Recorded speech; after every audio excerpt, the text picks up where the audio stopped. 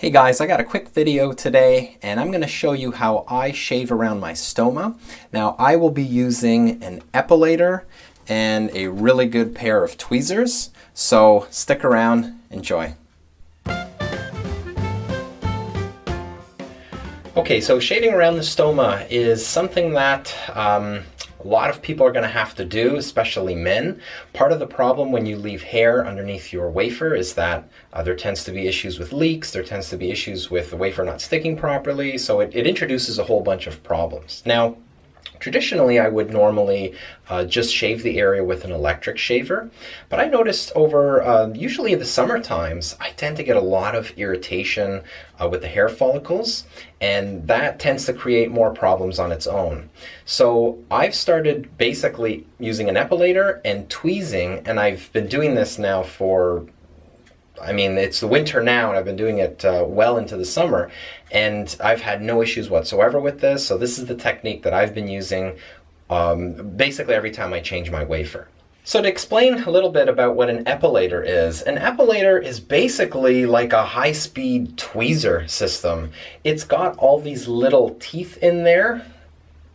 I don't know if you can see that. And what happens is this thing will spin, and it will basically pull the hair out of the skin just like tweezers would. Now this does it much faster than obviously a single pair of tweezers, and it tends to do a pretty good job, although I like to finish things off, maybe get some areas that it didn't get with my tweezers, and then that way it could be more precise. This unit that I have here is just a basic Remington model. I picked it up like at Walmart. It was pretty cheap. I didn't want to invest in one of the more expensive ones just because I didn't know honestly how it would work for me, if it would work for me, and all that stuff. So I picked up this one here. It works really great. One of the things I do want to mention when you're epilating and tweezing, obviously there's going to be pain. If you have a very low pain threshold, then I would probably say avoid this completely. But if you've been having a lot of issues with shaving normally, or you're frustrated at the fact that your hair grows back so quickly, then epilating and tweezing will probably be a better option for you. One of the things that I find when I'm epilating and tweezing is that the hair basically takes a very long time to grow, and that's because you're pulling it like straight from the root. So it takes several days for it to even reach the skin level, and then it takes several more days to get through that. So like normally if I'm going to be changing my appliance every 3 or 4 days, if I'm just using a regular electric razor or something like that, I usually find that I have to shave every single time. There's always enough hair there to warrant me shaving again. When I'm doing it this way, I can usually go 2, sometimes even 3 appliance changes. So we're talking like a week, week and a half, easy. And there's very little hair that's growing back. And if there is any hair growing back, there's like a few here and there. It's not like super crazy. So just to give you an example here, you can see some of the hair that's starting to grow back here. This is after about 5 days of having my appliance on, and there's very little hair growing back there. So this to me is something I could never get if I was using an electric razor.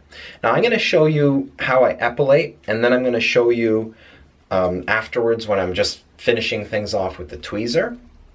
I've done this straight up with the tweezer. As a matter of fact, the first time I did this, I plucked every single hair out with the tweezer. It took a good 40 minutes or so, but once I had that done, I got the epilator, and then it just really had to clean off some areas as hair started to grow back in. You could totally do it in reverse. It hurts, it hurts a lot when you're doing the epilator for the first few times, but your skin becomes like desensitized to it after you've used it many times. And like now when I do it, there's a little bit of pain, but honestly, like mosquito bites are worse. So let me show you how I get this thing working. So the first thing you want to do, obviously, is make sure that the area around your skin or around your stoma is totally dry. If there's any kind of adhesive residue or anything left over there, just clean it up with some adhesive remover wipes. And then that way, nothing will be sticking to the epilator, and it's much easier to do this. Now, I would recommend removing any kind of adhesive anytime you're shaving around your stoma, especially if you're using an electric razor, because you probably aren't going to have much luck if you're using an electric razor and there's still like that gummy, sticky residue left on your skin.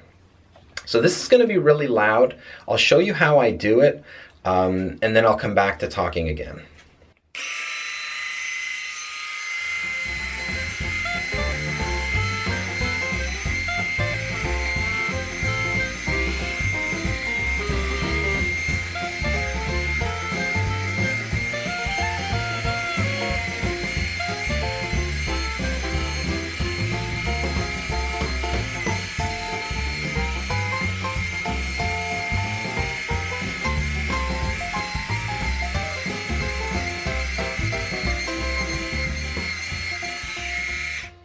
Okay, so I've gone over it really quick. Didn't get every single hair, and that's why I use the tweezers afterwards.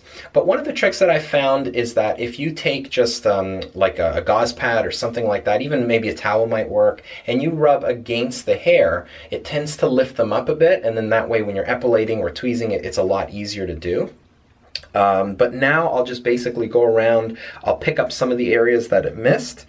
I make sure that there's nothing coming out around the stoma. That's pretty important because if there's going to be a leak, it's going to start around where the stoma area is. And if I can avoid that, then I certainly will. You'll notice even after I've epilated, after, you know, that hair's been basically yanked out from the skin, my skin is actually in really good condition. Now this red mark here is because I just took the wafer off. Obviously there's going to be some irritation and that sort of thing happening, but as far as the hair follicles go, I mean, this looks way, way, way better than if I were to use an electric razor and then give it a few days. Then I notice a lot of ingrown hairs, a lot of stuff like that. So once you've got the area shaved, you can continue on with your normal process. If you just stick a wafer on, then go ahead and just stick a wafer on. There's really nothing else to it. You just continue on with your routine.